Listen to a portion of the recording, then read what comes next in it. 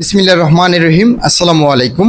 কেমন আছেন সবাই? আশা করি সকলেই ভালো আছেন। আলহামদুলিল্লাহ, মালয়েশিয়া যেতে যারা ইচ্ছুক তাদের জন্য একটি অত্যন্ত সুখবর। আজকে মে মাসের 14 তারিখ 2025 সালের মালয়েশিয়া সম্পর্কে যারা মালয়েশিয়াতে অবৈধ রয়েছেন, মালয়েশিয়াতে যেতে চাচ্ছেন তাদের জন্য অত্যন্ত সুখবর। আজকের ভিডিওতে আপনাদের জানাবো মালয়েশিয়ার সম্পর্কে, মালয়েশিয়ার কলিং বিষয় সম্পর্কে যে অত্যন্ত সুখবরটি রয়েছে মালয়েশিয়া সম্পর্কে, সেই বিষয়ে আপনাদের বিস্তারিত আলোচনা করব।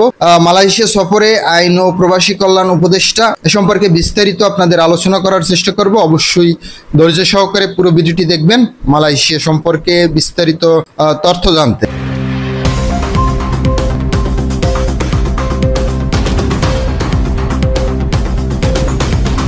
সেটি হলো যে মালয়েশিয়াতে থাকা যে সমস্ত অবৈধ শ্রমিকরা রয়েছে তাদেরকে লিগ্যালাইজেশনের আওতায় নিয়ে আসার জন্য এখানে মালয়েশিয়ার স্বরাষ্ট্রমন্ত্রীর সাথে তিনি বৈঠক করবেন। তবে মালয়েশিয়া সফরে রয়েছেন, গত বৃহস্পতিবার মালয়েশিয়া সফরে যান প্রবাসী কল্যাণ উপদেষ্টা আসিফ নজরুল, এবং সেখানে যারা অবৈধ হয়ে পড়েছেন তাদেরকে বৈধকরণ করার সেখানে আইন উপদেষ্টা কথা বলবেন।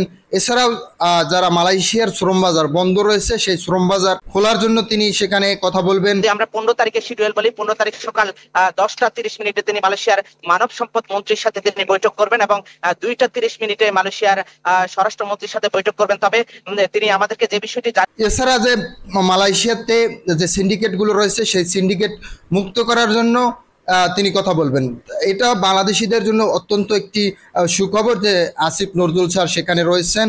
প্রতিনিয়ত আপনাদের এই সফর গৃহে আপনাদের প্রতিনিয়ত আপডেট দেওয়ার চেষ্টা করব, আর মালয়েশিয়ার যে বিষয়টা খুললেও আপনাদের জানানোর চেষ্টা করব।